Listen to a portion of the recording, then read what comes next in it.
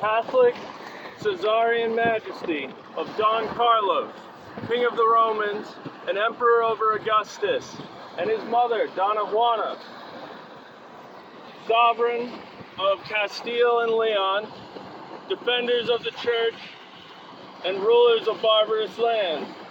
I, Hernando DeSoto, do claim the seas and regions of La Florida, and if any prince, whether Christian or infidel, should lay claim to them, then I stand ready and resolved to defend them and assert the just claims of my sovereigns. Woo! To my captains vow that thrice are determined to defend, even to death, these acquisitions. Yes. To the royal officers, acknowledge that they have witnessed the taking of possession of La Florida.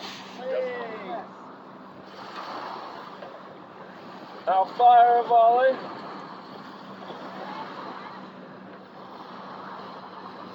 Look at the gun. Can you see?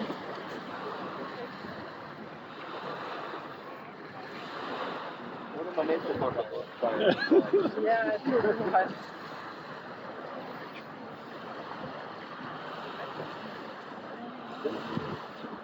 Yeah, black powder. Just no ball in it.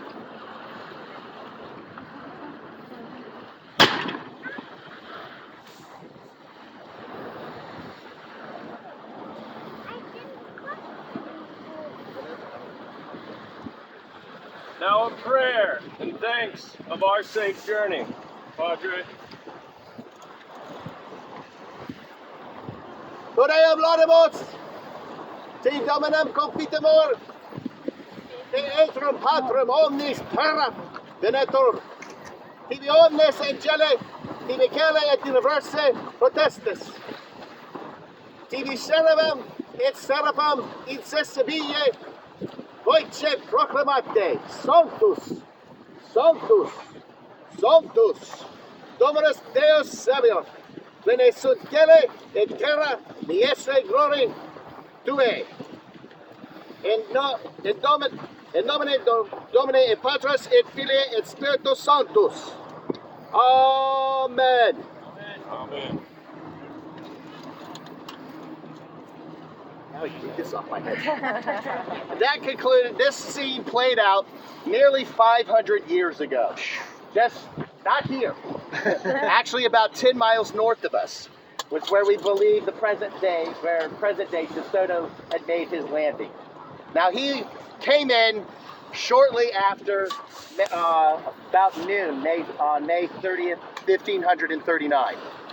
He would come with a fleet of about 12 ships, 700 to 1,000 men, women, and children, some as young as 10, as well as about 50 to 60 war dogs, 400 to 500 pigs, and 250 horses, with 500 tons of material.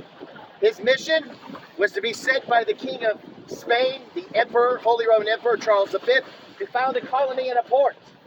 But he will squander 4 years looking for stone cities of fabulous wealth. Now you might wonder why we do not have Native Americans here. Well, they were present at the landing, but they were back there.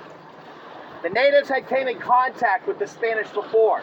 They'd endured 2 other Spanish intrusions, Ponce de Leon and Panfilio de Narvaez in 1524. Quickly, the natives would realize the Spanish were bad news. Before DeSoto would come into the area, the natives would abandon their villages and wait in the woods, in the forest, till the Spanish left. Their warriors would then track and hunt the Europeans. Whenever a Spaniard would flee or stray from the main army, his friends would find them the next day, dead. The natives would constantly shadow DeSoto through his ascent through Florida until he got into the interior of the southeast.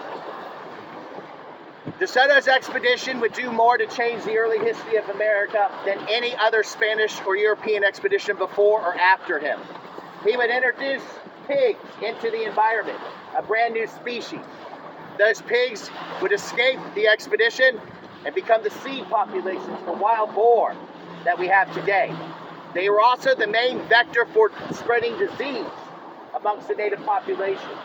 They were so effective that within 100 years of the DeSoto expedition making landfall, 95% of the native population was gone due to contact with these illnesses and interwarfare. The biggest legacy, one of the biggest legacies DeSoto would leave behind could also be the written word. DeSoto, believing he was going to be famous after the success of this expedition, would leave behind 3 chronicles or journals of this expedition written by 3 different points of view. Those journals would become the seeds implanted into future explorers like Pedro Menendez, the founder of St. Augustine, John Smith, the plagiarist that came with the Pilgrims in Jamestown, and many others.